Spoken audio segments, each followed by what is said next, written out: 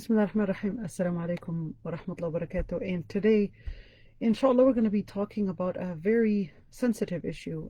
Although I'm not a child psychologist or psychiatrist, but I think there are a number of different issues that when we look at it from the Islamic perspective, I think it's really worthy of mentioning and discussing to help the Muslim youth go around and get the help that they need. And the first thing is that I would like to clarify is that in Islam, when we're talking about adolescent psychology and child psychology in parenting, it's actually divided into two sections. When there's the theoretical part and there's the practical section. The theoretical part and the practical section, they all go together. And in understanding and directing child psychology in Islam, it's usually studied in the science of tarbiyah, and that's why I'll be referring to that whole child psychology and etc. in Islam. I'll just use the word tarbiyah instead of saying child psychology in Islam. I'll just use the word tarbiyah as the mustalah or the technical term in the Islamic term. Now, when we're talking about tarbiyah, how is it different? When we're talking about tarbiyah is simply helping, directing the child in having the concepts and the thoughts and the behaviors, all of it geared towards an Islamic principle. And of course, when we're speaking about all these different three concepts, it actually is really important to understand that it is based on the different means that are also part of Quran and Sunnah and also the scholars' method. When we're talking about the Islamic principles in tarbiyah, the Islamic principles in tarbiyah are different from the different secular principles in what makes a good citizen, what is our goal in dealing with a child, in dealing with children, and making good citizens. Because in Islam, child psychology is all about making somebody, a child growing, helping them grow to get to the main purpose, which is akhirah and jannah. And then that is by living based on the Islamic concepts and the Islamic principles, and that there are principles that are based on Quran and Sunnah. So the principles, the methods that are used are not different from the goal that is laid out. And of course, when we're talking about the tools, we can use some tools that are within the Western psychology. We're talking about the method. Now, the data for tarbiyah, what am I depending on in understanding the child psychology, is that number one is that in Islam is that there is the fitra, meaning that there's that foundation, that pure instinct that Allah subhanahu wa ta'ala created within the humans, whether young or old, and that in the end is that Allah subhanahu wa ta'ala has a specific definition. There are specific definitions. What defines human? What is the purpose of in life? And what are the principles that we raise our children based on? And of course, the priorities that we want to consider in raising our children. Now, it's really important to mention that the method in tarbiyah is actually going into bringing about the main goal, which is servitude to Allah subhanahu wa ta'ala. In other words, liberating oneself from being a tool or worshipping other than Allah subhanahu wa ta'ala. And these three methods are really based on bringing that tarbiyah for the soul, that tarbiyah for the mind, and the tarbiyah for the body. And all these different three things, we're going to go in detail about that, but I just want you to keep these in mind. Down the road, we're going to see how we're going to grow and branch out on these. Now, the tools that are used in Islamic tarbiyah, the role model, where there's a role model to help the child see what it means and what it means to put a specific identity in practice. And there's also the talking therapy to help the child understand the different concepts in what we're answering the questions. How do I reach out to the heart in order to help the mind understand the world around them? Because for a child, when we're looking at child psychology, when we're looking at from children to the youth age, their level of maturity, their understanding of the world around them It actually grows little by little. But that's why in Islam, speaking, setting a role model, talking as a form of maw'idha, as a form of reaching out to the heart, in order to, again, in order to get to the main areas, which is bringing about the tarbiyah for the ruh, the tarbiyah for the mind, the tarbiyah for the body. All those different things are actually the goals in what we're using here in the tools. Now, the other part, which is the punishment in fearing the consequence in order to motivate a positive change. And story is a method for therapy, the culture, the environment, to help that child learn, whether while they're conscious or unconscious about it.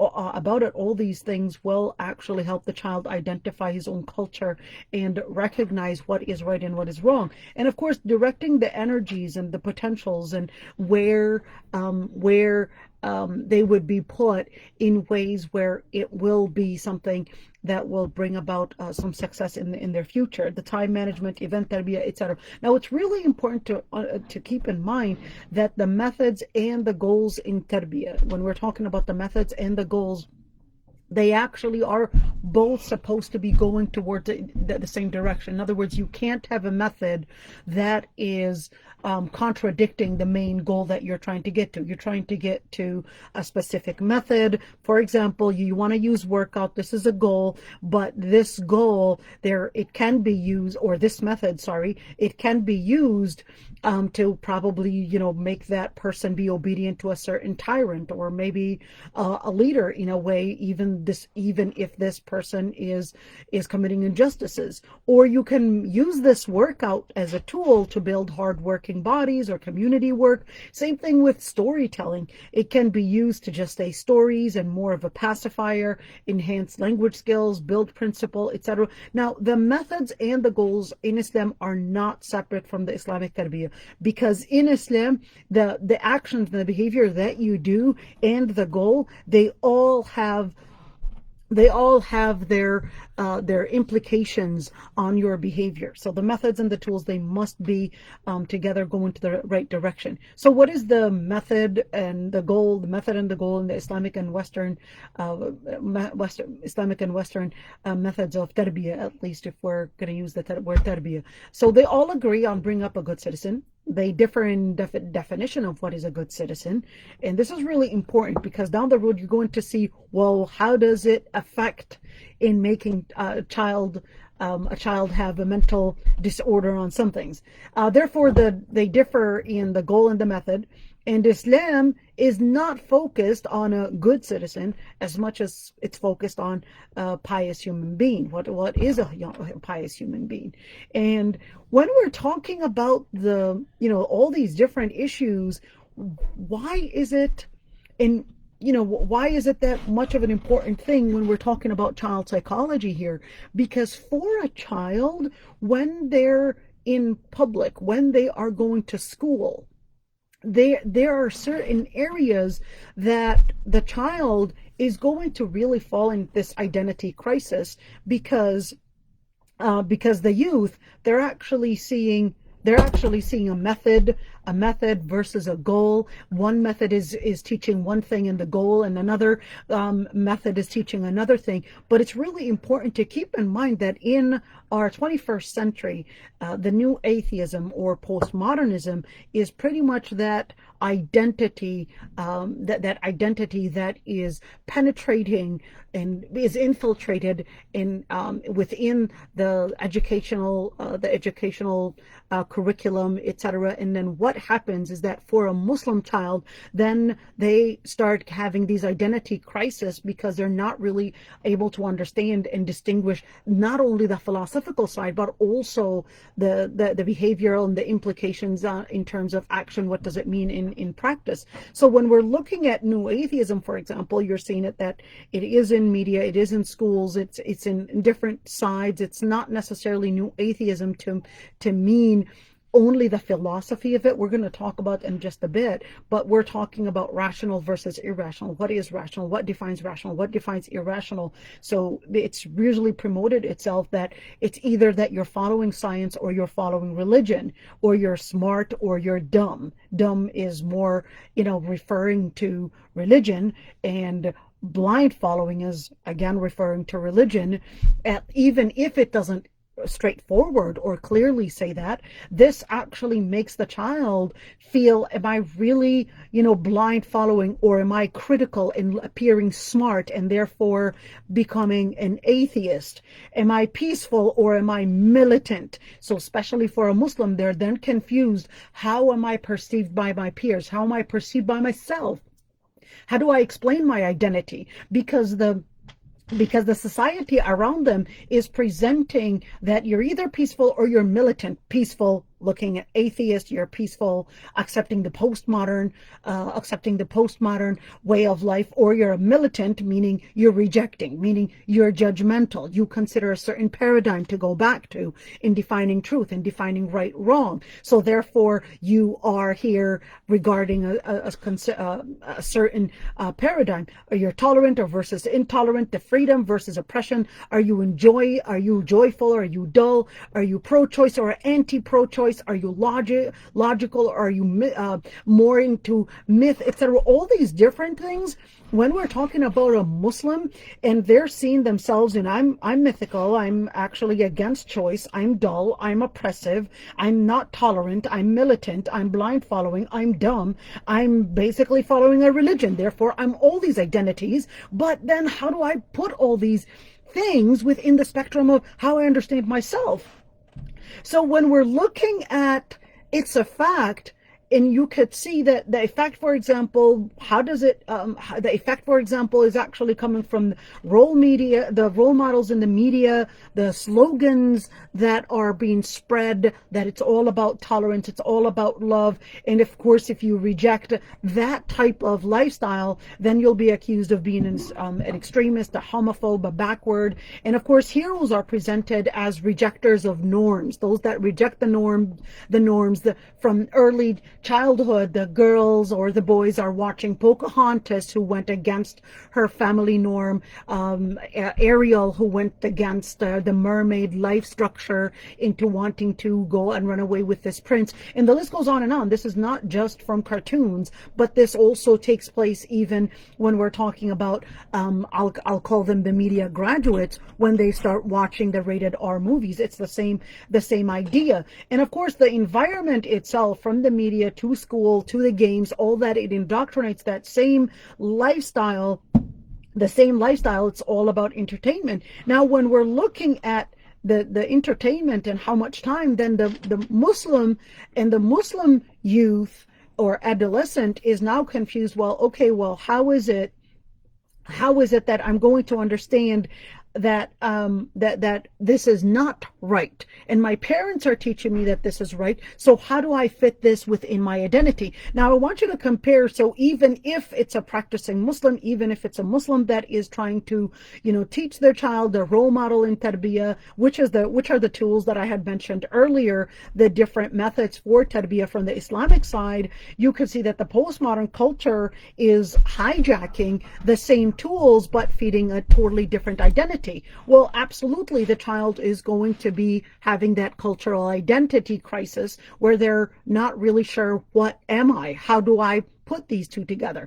And of course, when we're talking about the different sides of postmodernism, you're seeing that it reduces all authority to power in being obeyed or make others believe. So the whole authority is not really going back to what is right and wrong, but it's all about lobbying, the creating the narratives instead of rational arguments. It's all about the child may not realize how the propaganda is infiltrated, how it's being presented, but the child is going to be the victim for all this without them being able to deconstruct all that is going on. And of course, the postmodernism is all about redefining and creating new realities by using language. So it's all about language play, which the child is not mature enough to realize what narrative, and is this a narrative, or is this a connotation to something, or is this carrying an idea, is this carrying a philosophy, what philosophy is this coming from, and all these different things. The child is immature, their minds didn't mature, their cognitive skills did not mature enough to identify these areas. In fact, right now we're seeing even adults confused, not being able to identify and deconstruct the different philosophies out there. How did we expect the child to be able to do it? Now, when we're looking at even the definition of right and wrong, when the first thing that you want to teach a child is, okay, well, I'm doing this. Why am I doing it? Well, because of 1, 2, 3 reasons. But if they're also confused in where the political correctness, the postmodern culture that they're living in is actually all teaching about that, it's basically that the practices, the practices and the culture, you should just be neutral in the language that you use. In other words, make sure that you don't regard that there's a specific standard. Now, this is basically causing an identity crisis in the youth. And when we deconstruct the reasons, it actually helps the child understand how to get to the bottom, or at least when you deconstruct it, it will basically when you deconstruct it, it's really important to deconstruct the whole idea of postmodernism to help the children themselves finally understand the absolute truth, and even though it rejects the existence of truth. So when they may not realize what postmodernism is, they may not realize it, at least deconstruct it to help them see those sides of it in smaller fragments. And when they see it in smaller fragments, whether how it reveals itself in media, and what is it really teaching? What are the different things that we learn from this? What is the philosophy that is behind all this? And how do I understand this differently? How is my identity as a Muslim different from this identity that is being taught? And unfortunately, the situation that we are in, with many Muslim leaders really unaware of the prevalent culture, which is the postmodern culture, it doesn't make things easier. It actually makes it worse. And it makes it harder for the child to live in understanding how to go beyond this identity crisis. Now, when we're looking at postmodernism, for example, it's always rejecting truth, considering that there's no absolute truth, but one truth, which is that there's no truth. Considering that there's no reason, there's no way that you could use any sound argument. There's no standard to go back to. It's all about emotions. It's presenting itself. The argument is all based on emotions and not necessarily based on an argument that you can actually debate or bring about any evidences. It's all about focusing on a lot of relativity. So everything is relative, and focusing on a lot of the mystery and focusing on a lot of the beauty and all these different what is it called? The surface of different things. So now here, when we're looking at this, we're actually seeing, the child may not always be able to deconstruct that it all goes back to the idea that life is matter in motion according to atheism. And that is the reason why they would consider that religion is a myth, and that that would simply come from the whole idea that atheism is based on facts and postmodernism is the lifestyle that you want to embrace, with all the different dichotomies out there, that's what you want to live based on. The other part is, when we're talking about identity crisis, the identity crisis in the children actually starts from how you define human. What am I? Who am I? Life. How do I understand life? Where am I? Where are we going? And who decides these answers, and what decides these answers? Now, for a child, when they go to school, you send them to school, and the child sees that the teacher is supposed to be that source of knowledge. This is how the child breaks things down. He doesn't break it down into saying, well, this person may be wrong, until later they might identify that not everything that they're saying is necessarily right. But the child is right now going and considering that this person is a child, this person is a teacher, they are trained, they are educated, therefore I am going there to learn. They are giving me facts about life. They're giving me the things that I need to know about life. To tell the child, yes, learn this and don't learn this, actually enhances the identity crisis even more, and it makes things even harder, and it's easier said than done for a child to actually say, yes, you can learn biology, but make sure you don't believe in evolution. You can learn health, but make sure you don't learn the things about sex education and all these different things, because it's haram. It's easier said than done for a child. Now, when we look at the base of the confusion, we're seeing that in the main side of it, in where life is matter in motion, and in Islam, the pattern is all about reflecting magnificent creator. In postmodernism, it's all about existentialism, you creating your own identity, you creating your own self. It's all about you making up an identity for yourself, rather than living an identity based on a religion, or even a culture.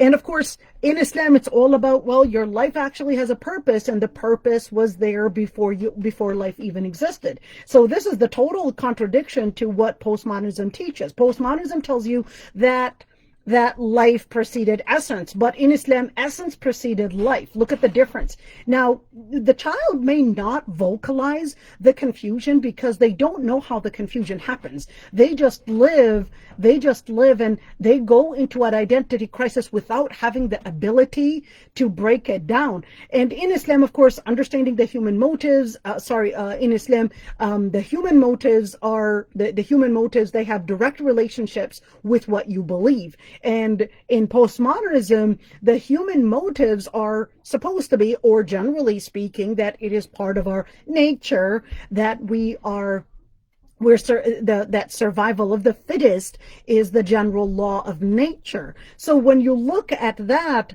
the implications of it, that go against your normal, or that's how you become fitter. In the epistemology of it, for the postmodernism, it's all about emotion. How you feel is going to define if something is right or wrong, is going to define whether something is right for you, the decisions that you make, etc. But in Islam, the question is totally, or the center is totally different, where it's actually the wahi. The center is al-wahi. The center is Allah subhanahu wa ta'ala, to help us understand and distinguish between speculation or inclinations and the different things in order to live a stable life on our spiritual level, in our life, in security, and of course in our mental health, and in our family and chastity, and finally in our wealth. But when you're looking at a postmodern culture, which is the postmodern culture that the children are living in, all of it is really defined. In other words, ethics, justice is all defined by the lobbying and the political authorities. If it's legal, then therefore it's right. So how do we understand all that? When you look at also the understanding of a human for it, that's also causing a major identity crisis. In Islam, it's the human has a mind, has the soul, has the ruh, and all these different sides. They basically support one another into creating the person that is good, a good human being, a pious human being in the sight of Allah subhanahu wa ta'ala. And we cannot neglect any of these sides, because then you would have a disabled person. This is basically the simplifying an Islamic understanding of what is human. But in the postmodern philosophy, the whole life and soul and etc., that preceded essence, and you just have to create your own essence. The body, the ethics and benefits they're all relative, and that's personal. No one has the right to judge it for you. No one has the right to tell you this is right or wrong, because it's all personal. In the postmodern philosophy, it goes into constant redefinition of what is human, what is female, what is male, because it perceives that everything is relative from a skeptical viewpoint. Now, this is also bringing in another type of culture identity crisis, in where for when we're talking about male, female, transgender, etc., all these different things in the postmodern philosophy, that, well, in order for you to be fitter, you would have to go against the norm. So this is right now being taught in schools as this is the way to identify yourself. This is a new way of understanding yourself, and that you don't want to succumb to what used to be a norm and pretty much be an idiot, but you want to go beyond that and be an aware person. But in Islam, your identity is based on the principle that you carry and practice. And in Islam, it's all about embracing your humanness. It's embracing your femininehood. It's embracing your malehood. It's embracing what Allah subhanahu wa ta'ala created in you. So when the child hears those different indoctrinations, they're not really able to identify whether this was lobby directed, whether this was some kind of a lobby motivated by certain lobbies, or whether this is really science. So then they live in this identity crisis without them realizing where it's coming from. So right now, when we're talking about in the age of relativism, it's all about, what does it mean morally right? What is morally right? How do I understand myself and politics, and what is right? How do I understand ethics, the human rights, the LGBT, women's issues, feminism? All these different things are actually laid out as the new identity in our modern times. And within the past 12 years only, we've got a wave of different, ex-hijabi, ex-Muslim, LGBT support Muslim groups, and the list goes on and on. And this can actually build in a new identity crisis. So the identity crisis is coming in different ways and in different forms. And based on the cases that I got, I just wanted to lay out, and this is really common, in where we've got some people that really are absolute atheists. They really deny the existence of God and believe in the evolution theory and that life is matter in motion. That's type 1. Type 2 is that they're agnostics. They believe in God but deny God's creationship or God's relationship to creation. Then the nihilists or the nihilists. The rejection of all religious and moral principles and the belief that life is meaningless. And then there's the temporary transitional atheists. They're confused about, and this is confusion within the youth. This is very common. Then there are the ones that are still researching, trying to identify their identity. They're more into doubt, and they're using doubt as the base for research for truth, or for searching for truth. Then there's the retaliation, where they would retaliation identity. They would hold the religion responsible for all its pains and react in ways to retaliate against everything that religion stands for. Then there's the revolutionary ones that want to revolute every principle. They want to go and reject every single principle that the religion stands for as a way to blackmail and pressure their parents. And this is commonly used by the youth to pressure their parents to give up on certain principles to gain materialistic or moral benefit. Then there's the show off. And again, this is very common. All these different sides are very common within the youth and the adolescents. There's the show off to gain attention by standing out, because again, the society is making it seem that if you are an atheist, you're smarter. If you are an atheist, you basically stand out even within the Muslim community, and you will stand out even within the non-Muslim community as the ex-Muslim. So you will have a new made-up identity that will make you seem like you were able to create something that was not there. And then there is the bullying one, in where to gain popularity by bullying other religions. So, and this is commonly used in where, in order for me to feel confident, to feel stronger, even if I don't have an argument to give, but just by bullying other religions, I will appear smarter, I will appear stronger, I will appear like I know everything, and that I was able to distinguish what everybody else could not understand. Then there's the paradigm one, in where they just want to imitate certain figures. They lose their identity, they just want to imitate certain figures, and they usually lack self-confidence. They want to imitate a celebrity, they want to imitate somebody to make them feel that this is an identity that they're able to match. therefore they are important. Then there's the final one, which is the depression one, the depressed one, in where they're confused about trauma in the world, the wars, and all those different things. So they reject God Almighty, considering that, okay, well, why couldn't God Almighty intervene to stop all this evil if he actually exists? Now, all these different confusions, they actually lead to a confused behavior. When, of course, when man has no purpose in life, they will make up one. And that's what, John Paul Sartre actually did. When there's confusion, the confusion itself becomes the motive that affects the decision in making life, the confusion itself. So it's all about, if looking like a hippie. Why? Well, because that's reflecting the confusion that you're living. So therefore, you've got an identity.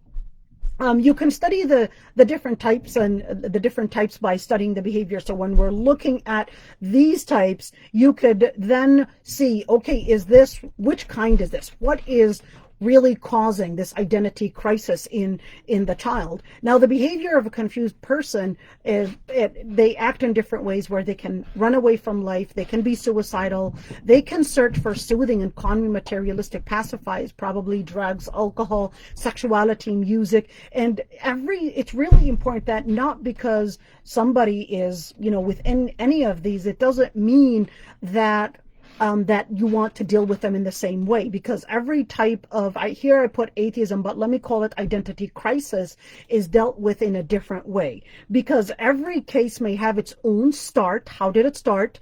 What are the circumstances that enhanced this continuation? How did it continue? And of course, the psychological effects, and how does it manifest itself in their action? And that's why not all types are dealt in the same way. And most self-acclaimed atheists or cult, those that are dealing they won't say that I'm facing an identity crisis, but they will engage in different actions. They don't really know necessarily the philosophy of it and the postmodernism, all these different terms. That's more of a philosophical and I would say very advanced level of thinking to actually expect a child to identify really what it is. They just live it and they're not realizing. But most of them are living in the confusion, not understanding between the two lives, the life that they are reading, the life that is indoctrinating them, and the life that they're living, that they're trying to live as Muslims within the society. If I can have, please mute the other person. The motives behind most cases are actually psychological. There's social, cultural, political, economical, philosophical confusion. So once you're able to go back to what is the motive behind this confusion, that's when you're able to help the child get the therapy that they need. Again, not all of them are discussed through philosophical arguments. Many will enjoy those arguments because it feeds their sense of confidence. It feeds their sense of confidence by belittling religions, not because necessarily that they are looking for answers. And breaking the taboos and denying principles was really the first motive, or behind a lot of the different philosophers as well. And they themselves were actually engaging in a lot of these different taboos, and they became those areas where it was really feeding the public culture, without feeling guilt is the second motive. And of course, if you can't beat them, join them. That's the culture that many of the youth will I would say embrace. They can't face this. They can't face all this counterculture that's surrounding them, so they will embrace it in order to feel that they are not different, that their identity is not here any different or is any targeted. And of course, it always many times it helps when a youth goes into this mode. It basically helps them remove the guilt. They don't want to always feel that they're guilty, and it's the easiest way is to remove the guilt is by accusing religious personas of being hypocrites and exposing their mistakes. They're not even better. They're all hypocrites. And of course, it gives them a sense of, well, I'm better because at least I'm not a hypocrite. I'm being myself. And of course, exposing all those different things, even if they're not true, it just gives a sense of being myself, and I have a principle or I'm living up to the real principle that I'm displaying here. And of course, many times accusing religion and religious figures of being totalitarian or using power for the theocracy and control of others and rejecting religion becomes an ego. And this is really important in where rejecting religion becomes an ego issue and not an argument per se. And this is really important when we're talking about an ego issue. It becomes a psychological disorder. Really fast, in Islam, on the other hand, when we're talking about tarbiyah or therapy, how does the therapy go? The therapy goes in children from the very early childhood, in where you're helping them build a foundation in the religion itself, in their life, in their mind, in their family and chastity, in the wealth, in understanding religion, for example, from the pillars of Islam, and how do I understand those? What are the evidences? And unfortunately, we see a lot of parents, when their child would ask, well, what evidence do you have to prove that Muhammad ibn Abdullah was a prophet of Allah? Right away, did you just actually ask a question? That's haram. That gets you out of Islam. And then the child will be afraid to ask the questions.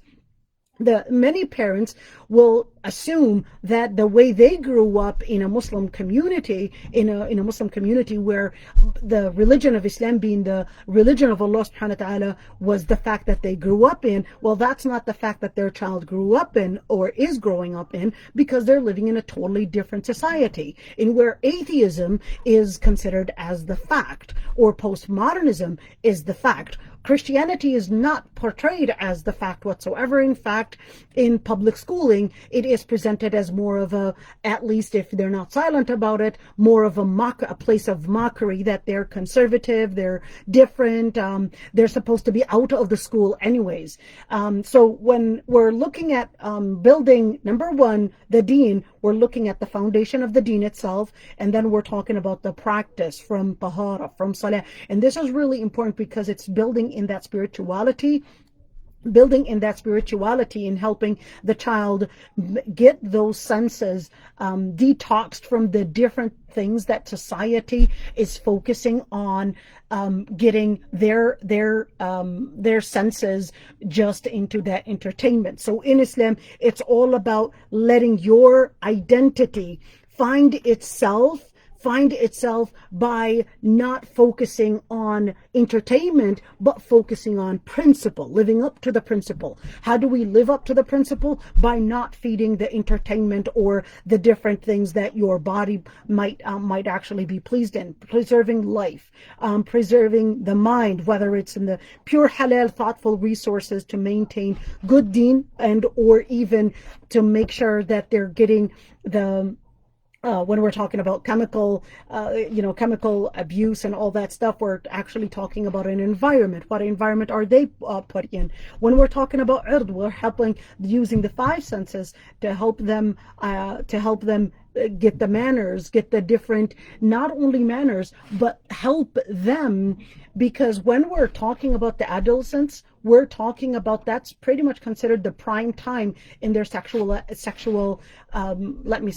urges. Now those urges, if the community themselves, if the parents themselves, that they don't understand, they don't help the child get to the level of being able to control those urges, you can't expect to have your child live controlling all these urges and forget or turn a blind eye on the things that they are seeing, the things that they are hearing, all the media, and expect, well, I didn't get married until this age, or I didn't get this until that age. I was doing a great job. I expect you to be the same. And I think this is pretty much not understanding the situation, the context that the child is in, and that's also creating that identity crisis, in where you're actually putting them in an atmosphere that is exciting their urges, and at the same time expecting them not to do anything about it. In terms of, I'm just going to go really fast. I definitely, I passed my time. So anyhow, really fast, when we're talking about enhancing the youth identity actually starts with deconstructing postmodernism, deconstruct any idea into fragments, and it becomes easier for them to understand and even help them sit with them to see the implications on all ends. Support the Muslim identity and seeing the reality of things in their own sizes. Now, when we're looking at that all of that, we're actually working on tarbiyah. Tarbiyah in spirituality is extremely important, because when we're looking at spirituality, don't think of it as just salah, but you're actually talking about understanding who you are, why you were created, and putting all those different evidences there, building the connection between you, the one that created you, and the life that you're existed in. And of course, all of that, how do I correct it? That's a whole different. I guess I'll just end here. Unless because it's already past my time. So if somebody, Sister Nabila, sorry about that. So go ahead. Okay. The topic itself is really, really attractive, and I know I am enjoying it. Seeing people are really putting their comments in different social media, that the topic is really, really very important, and that the discussion will go forever. The discussion will go forever. Yeah. I will open the floor for the questions here, and anyone from youth, from mothers, parents, sisters, anyone who has questions, please, you can start your questions here. So inshallah, these great speakers will be happy to assist in answer. You can open up your mic and ask, or you can put your question in the chat box.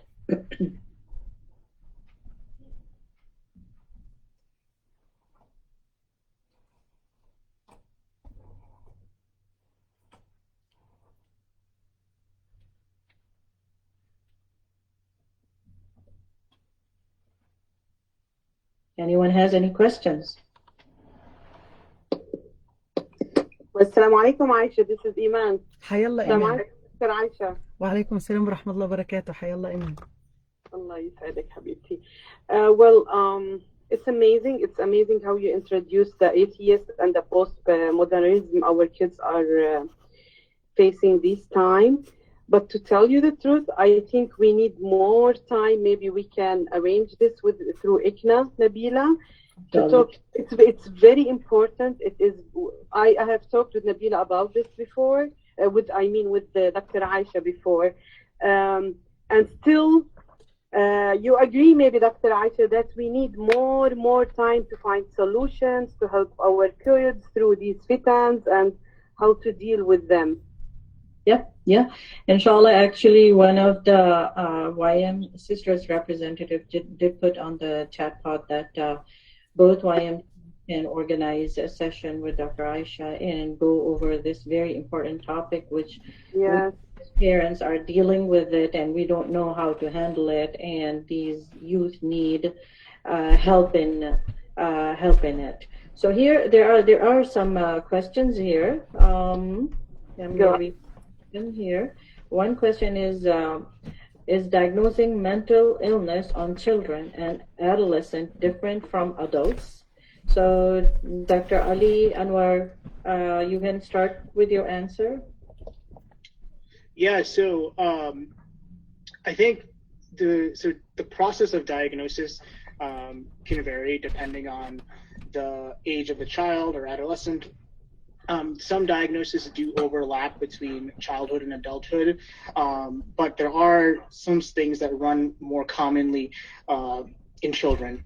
I don't know if I answered your question or not, but the process is still the same as with interviews, examination, and getting information from other sources. Whether in adults, it's more likely spouses and other family members, and in kids, it's predominantly getting information from teachers and parents, as well as the kid themselves.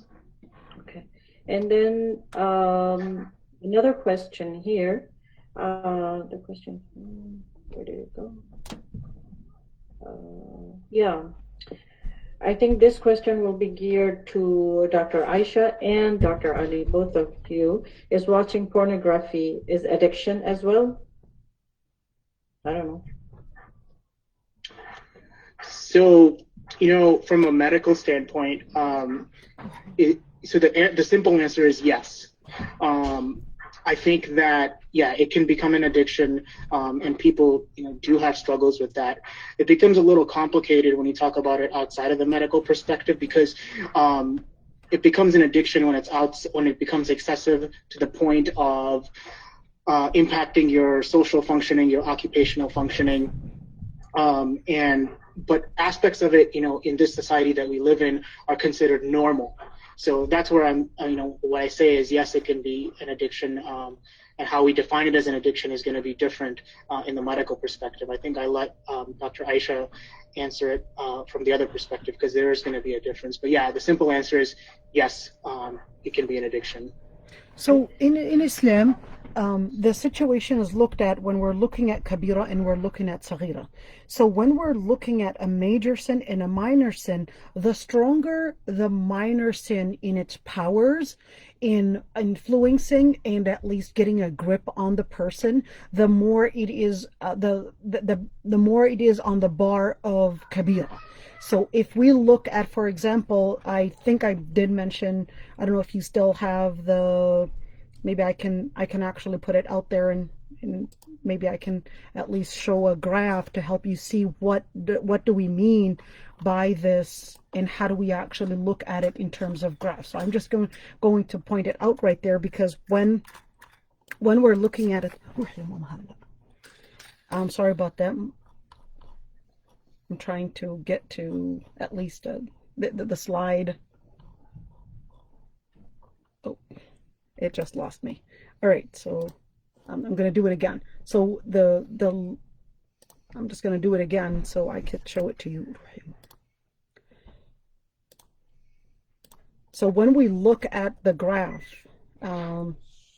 it's DNAIM. So the stronger it is, when we're looking at, for example, nafs being, which is life, the second part, which is aql, which is mind, and there's the urd, and there's the mal, which is wealth. So when the stronger you grow on this scale, the more addicting it gets. So you're looking at, for example, you're looking at mental, when we're talking about intoxication, this is stronger. This is one of the strongest addictions that you can get to, which is why Islam actually forbid not only drinking, but even being in the area of drinking.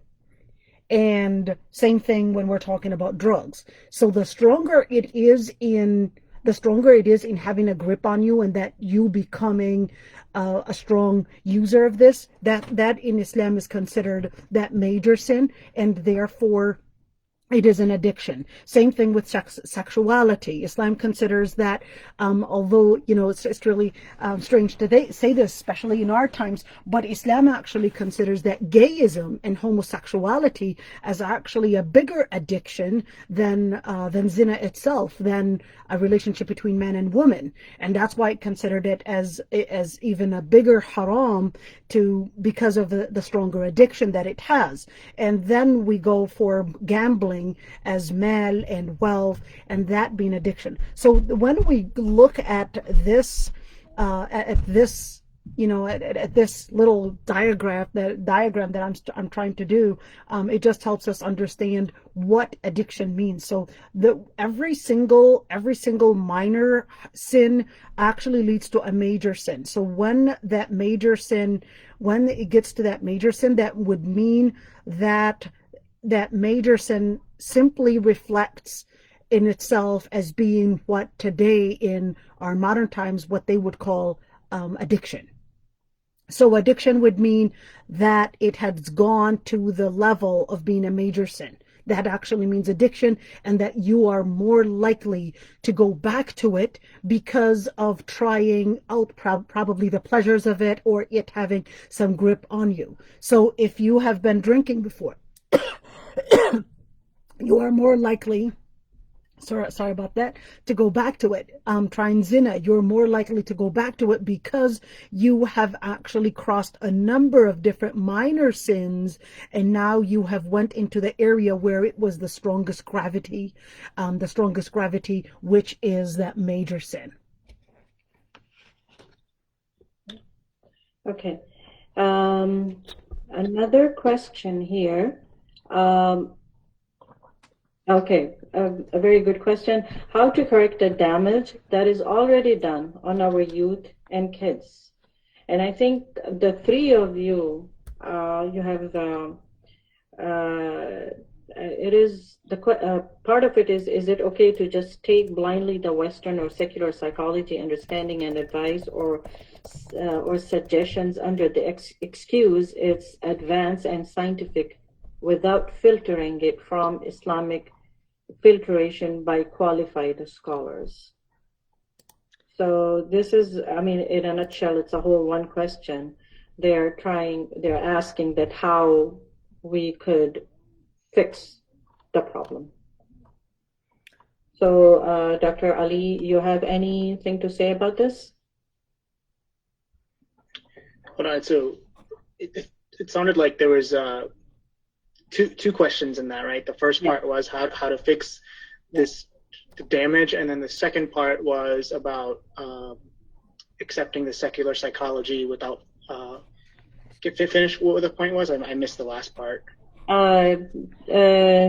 She said that is it okay to just take blindly the Western or secular psychology understanding and advice or suggestions under the excuse it's advanced and scientific without filtering it from Islamic filtration by qualified scholars?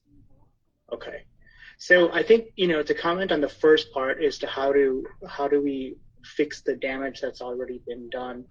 I think that's a hard question to answer. But I think the first step of trying to make an attempt to fix anything is to recognize what the actual issue is. And I think by basically by doing sessions such as this, we're trying to recognize that. And I think that's the first step in figuring out an appropriate solution. As to the second part of that question, I think Dr. Aysha could probably comment on that better. But I think from my perspective, if I look at it, because in my field it's a little bit complicated, right? So I often will come into conflicts myself with what the medical literature says and my own personal beliefs when it comes to morality or my own religious beliefs. So if you ask me, I would say no. I think it's you cannot filter out the Islamic perspectives of it. But again, that's me strictly saying it from my own opinion and not from my medical background. And I think you would get a different answer from a different practitioner depending on their background. Right. Okay, Dr. Aysha, what would you? I agree with Dr. Ali when he said, first of all, this is a complex question. Second of all, is that it's almost very hard to distinguish between, or at least, make one benefit from the other if they both have different epistemologies. And this is really important, is that when you have an epistemology, the epistemology is going to identify a lot of the different practices. How do I put this on ground? How do I understand the implication of it? And how do I put it into practice? Now, the Western psychology is different from the Muslim psychology. Now, the Western psychology, of course, it studies human behavior and the conscious, the mind, and the studies of certain aspects in human psychology is, there's lots of statistics that are done, etc. We can learn from these studies in some issues, but we can't necessarily use them as facts. And Islam has its own distinguished understanding of what is human and what is the goal that I'm trying to get to.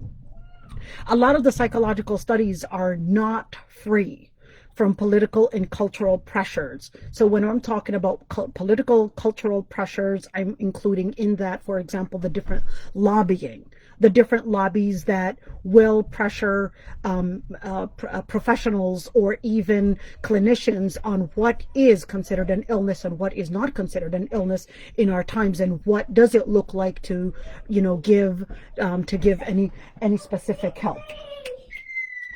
The other part, which is a lot of these studies are done within certain environments. a lot of these studies are done within certain environmental context, within certain communities, and don't necessarily identify man at a universal level. This is really important to keep in mind. Many of these studies are done on participants within the Western industrialized, rich, and mainly not religious communities, bringing in Western biases within those research in theory, and applying psychological principles, the principles developed in those regions on other regions around the world, and that those may have different data. And this is really important when we're talking about, for example, when we're talking about CEDAW, which is the United Nations definition of what is domestic violence and what is a women's rights, etc., all these different things, you have in the U.S., they refrained from signing or accepting to put that as the definition of women's rights, because they considered it, and specifically the religious conservative Americans, they considered it as coming from a reactionary or a very radical feminist groups. So when you're looking at that, you're seeing that on the other hand, politically, that this is presented as the definition of human rights, the definition of what makes a good, healthy, mentally healthy, and citizen, etc. And we're seeing right now, when we're talking about the postmodern thoughts and etc., all these different things, feminism, LGBT, all these different things are right now becoming those lobbies that determine a lot of the different psychology studies and how the data is read, how to put certain data, and how to make certain conclusions. And a lot of these are selective studies done to push forward a certain theory into application. And of course, such issues, whether we're talking about discipline, parenting, puberty, identifying self, and sexuality, and all these different things, you can't really separate it from psychology studies. Not to mention that the psychology science itself is mainly atheist based. It's a secular based study from it, at least from an epistemological, philosophical standpoint. So we can use some studies, but I think it's really important that we identify this first, and we are clear about this first before considering it as the source that helps us understand ourselves. Great answer. I want to make an announcement here that on date 17 in this month, we are having food collection. Main items are rice, sugar, lentil, and meat and oil for ICNA Relief Pantry. And then we are having a winter package. Also, we are taking the winter packages for $20. You could either give as money, or you could buy gloves, socks, caps, and undergarments for the needy from November 13th till the 22nd. So this is an announcement from ICNA Relief. Now, there is another question here. Does a child who has separation anxiety require therapy, Dr. Ali? So yeah, great question. I mean, it kind of goes back to the point I had kind of mentioned earlier, that some anxiety is normal, and especially separation anxiety, depending on the development of the child, right? And when you say therapy, I mean, it could be as simple as how to address that situation. Most kids grow out of it, but if intervention is needed when it's causing a halt in progression and development, it's preventing a child from going to school, it's preventing a child from leaving their parent in a normal circumstance.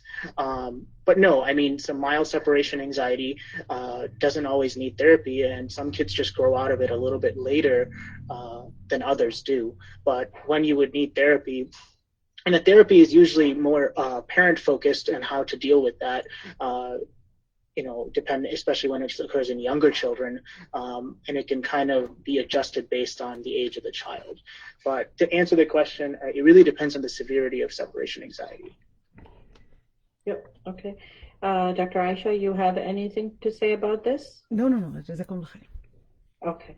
Now, this has been, or Sister Sorad, you have anything to say about this? I second what the doctor said. It really depends on the age of the child. If it's the older children, then there are some schools that would incorporate some therapy into the classrooms and into the school days. So there's Good.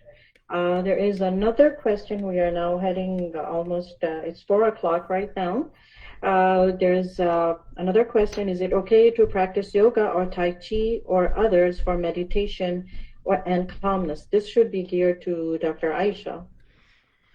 I think it's really important that before we answer the question is that we don't just practice anything just because it's becoming a culture. So Islam was all about building that self-awareness, the awareness of where is this coming from. Don't just do an action because everybody else is doing it.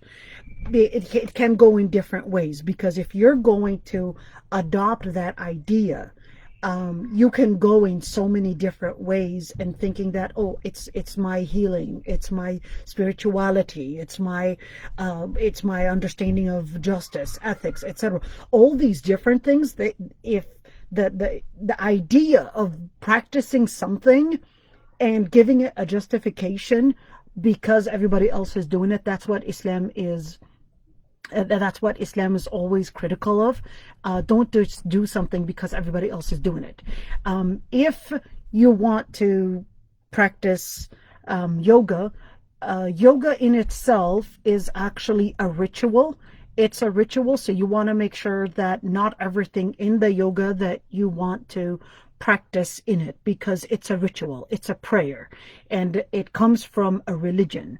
So you don't want to just practice it, because if we go back to where did this all come from? Why did the West all of a sudden just open up to the Eastern religions and adopt the Eastern lifestyle? So when the West was gradually going away and distancing itself from Christianity, it needed an alternative for the spiritual healing. So the alternative for spiritual healing, well, it didn't go to Islam, because Islam looks like this religion that always, Christianity was always condescending. Therefore, they didn't want to turn to that. And of course, Christianity, there was that distancing. There was a long history of trying to distance religion and bring in atheism for political reasons and not necessarily for religious reasons. So it was the Eastern religions, those seemed spiritual, focused on spirituality. So it was the Eastern religions that they started adopting, but not everything in the philosophy itself they necessarily adopted. So they started adopting the practice of it. And this is right now becoming a very common thing in identity crisis as well, in where they're practicing religion or using the method of practicing a religion to know whether this is something right for me. So a sister will say, well, I wore hijab for a couple of days and I didn't really sense anything. Your voice. Oh boy. Is it back? Is it back? Oh boy. Is it back? We can hear you. It seems that only Nabila can't hear you. Okay. So you'll see that form, which actually comes from the idea of scientism, is science as the source of knowing and identifying right or wrong, and using the practice, experiment, religious experiment as a way to know whether this religion is right for me or not.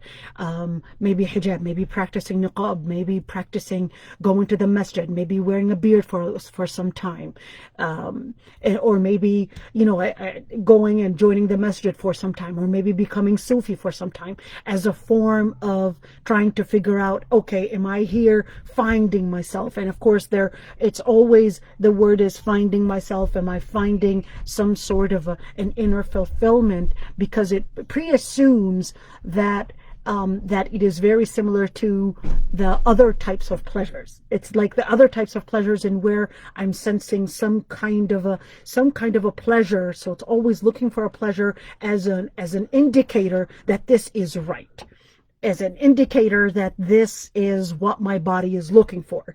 And of course, when we're talking about spirituality, when we're looking at spirituality in Islam, you're not going to you're not going to feel that spiritual hype not until you become so experienced in learning how to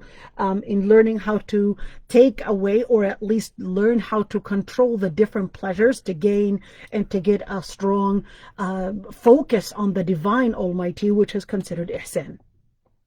So when we're looking at yoga, if you're just going to make it as like a more of a physical fitness, you can just make sure you don't do it as the ritual that they are putting forward. Sister Nabila is not here, so I'm assuming that I'm just going to answer the question that is put forward. If a person has a strong iman, he won't be depressed. And I went on to answer the questioner by discussing how to develop iman. All right, so this is one. I'm not sure what happened, and all of a sudden I feel like I have to take over. Unless Dr. Ali, you want to take over, go ahead. No, I can't. I'm not able to even see the questions. Oh, you just go to the chat. I don't see any questions myself. Oh, okay. Oh, you know what? Here's a question. How much of watching movies and cartoons is too much? And how can I raise my kids successfully without watching none? Without watching any. Okay. So this is a question that was sent. Okay. I can take a stab at that one. So, okay. So that's a good question, right? I think, so let me kind of get back a little bit to how we would recommend this typically. So, the American Academy of Pediatrics used to have a specific medical recommendation of how to limit screen time in terms of let's limit, it would be 2 hours a day.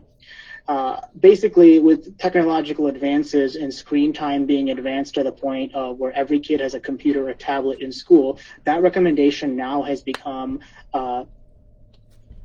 limited to a reasonable amount, or some very vague amount. I mean, I think, I think this, from my perspective, in terms of a medical perspective, I can't answer it more than limiting it in excess. I can't give a direct answer in terms of, if you can limit it, can you get rid of it altogether in this day and age and raise a child successfully? Absolutely. But I think it becomes really hard when dealing with, when trying to implement something that's maybe is not considered the norm in this society. But that's, again, I'm strictly speaking from the medical background when I say that. Well, I've got a question for you. So why is it important to limit screen time if the child, right now, for example, my children, I'll put educational apps for them, or have them go on educational videos, etc. Why is limiting screen time, even though they might be learning science, physics, whatever it is, why is limiting screen time necessarily important? Why not being selective in what they watch?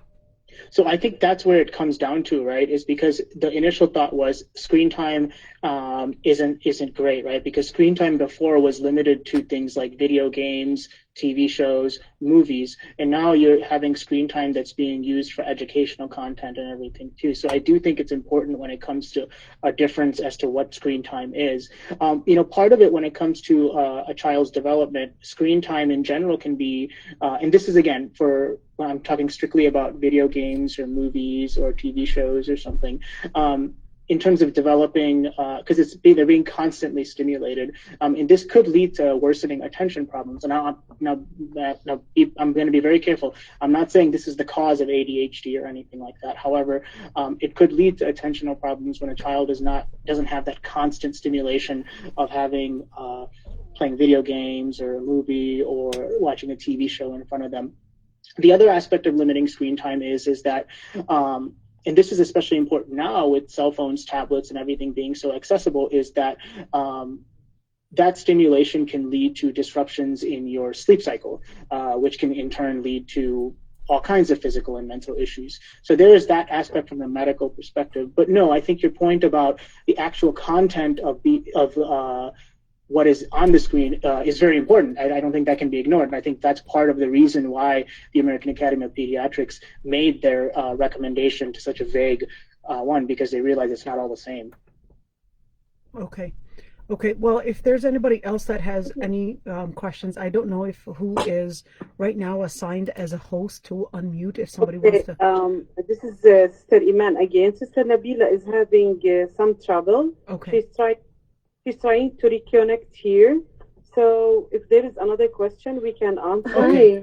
Hi, assalamu alaikum. Hi, Alaikum my salam. name is Sumaya Ali. I'm from Minds Matters Association, so I'm the one of the organizations that is associated here. First of all, I just want to say thank you guys, all of the clinicians, for speaking today. I've learned so much, mashallah, and I really appreciate everything that you guys are doing.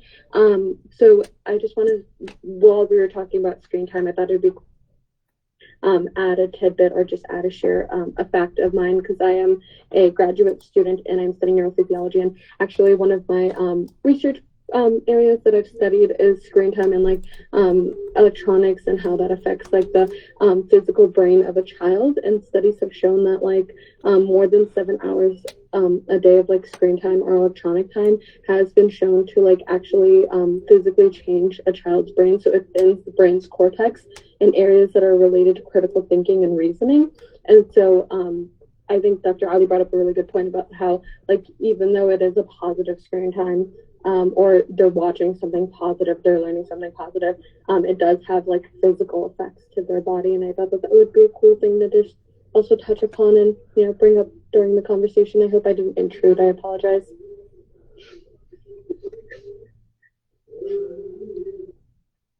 No, that's a great point. Thank you for sharing that.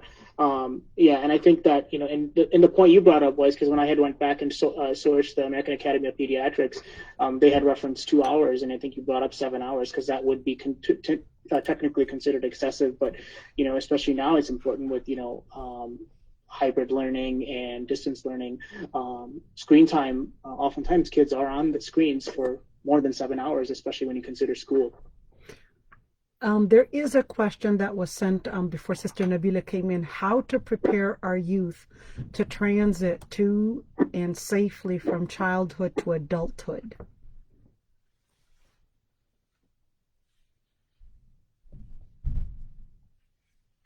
So I'm assuming this is a question for myself and Dr. Ali. So Dr. Ali, I'll let you go first.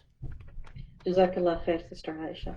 So the question was about how to safely transition from childhood to adulthood. Right. So I'm not. It's a good question, but I think before I answer that, I guess I'd want to know a little bit more specifically in what context, so I don't because I want to make sure I answer the question, the person's question. So could you elaborate on that question, if whoever asked that, please? So I guess the sister that put the question about transitioning from childhood to adulthood, if you can go more detail on the specific area that you're referring to. So I'm assuming she's typing. So as she types, maybe I'll answer my side, just so that we can use the time as fast as we can. In Islam, to transition the child, it actually relates the sexual hormones with the mental hormones and the cognitive skills. I know it's really strange to say that, but in Islam, to look at how fast you want to develop your child's maturity is really looking at their sexual hormones. Their puberty, those signs of puberty, are the first things that you want to look out in order to help your child grow into understanding what is expected from them, whether religiously or whether in their life or whether on their mind or whether in their chastity or at least their sexuality and their family, or whether in the areas of wealth. I know it's easier said than done because children, they grow differently at different paces, and they have their different their different growth and different hormones, etc., that relate to all that. But in Islam, is when a child becomes considered as have reached the age of puberty, they are considered adults in Islam, and therefore they are held accountable. Yet when Islam regards them as adults, it does not mean that they have matured to be responsible for finances. So Islam distinguishes between being mature on different things, whether it's in religion and the different things that they have to be considerate of in terms of religion, and the different things that they have to do, or in or responsible, and even be trialed as adults when they transgress the limits according to Islam.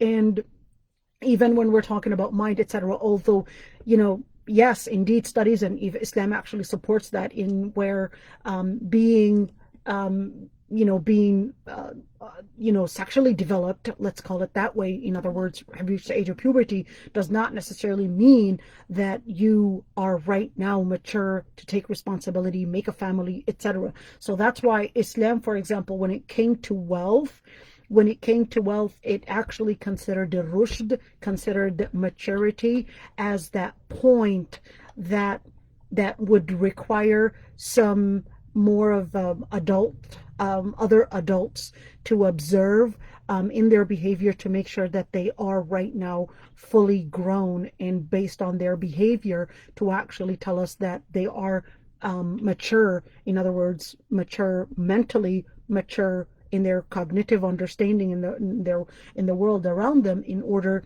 to hold them to a certain responsibility, which is wealth responsibility. So Islam will regard these different sides, that once you've reached the age of puberty, you are considered an adult, and to transition them actually means it starts from age 7. That from the age of 7, you actually start preparing them that this is going to be something that they are going to be later on, and not very long from age 7, that they're going to be expected to live up to holding themselves accountable in these actions. Okay. So she did go in more of the questions. Okay, where to go? Okay, transition is the aspect of who they are, and how accept their differences from non-Muslims, and what is their life goal, and what is the meaning of life. So she just, I guess, Dr. Ali Anwar, you had some things you wanted to inquire about. So I'm assuming she is giving you more details on what she was meaning by her question. Sure, yeah. I think it's a great question, but it's a hard one for me to answer. But I do kind of echo a lot of what Dr. Aysha said, even in terms of, you spoke from the Islamic perspective, and when I'm speaking in terms from the societal perspective too, transitioning into adulthood means different things, even amongst different cultures in our country, or even amongst different situations. At the age of 18 is technically an adult, but we know it's not like, okay, you're 18, you're an adult now.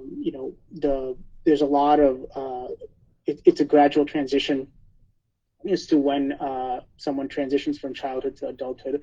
I think the question about, just with the meaning of life, and with what you mentioned about Muslims and non-Muslims, I don't know if I'm equipped to answer that question, so I'm going to avoid diving into that one right now. I understand. I'll try to take a stab at it, if you're okay with that.